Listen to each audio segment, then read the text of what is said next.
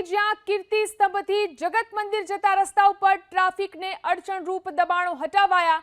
કીર્તિ સ્તંભથી જગત મંદિર જતા માર્ગ ઉપર મોટા પ્રમાણમાં દબાણ થયા હતા। આ અંગે પાલિકાએ અગાઉ વેપારીઓને જાણ કરી હતી, પરંતુ તેમ છતાં સ્વૈચ્છિક દબાણ ન હટાવાતા આજે ચુસ્ત બંદોબસ્ત સાથે પાલિકાની ટીમ ત્રાટકી અને દબાણ હટાવવામાં આવ્યા।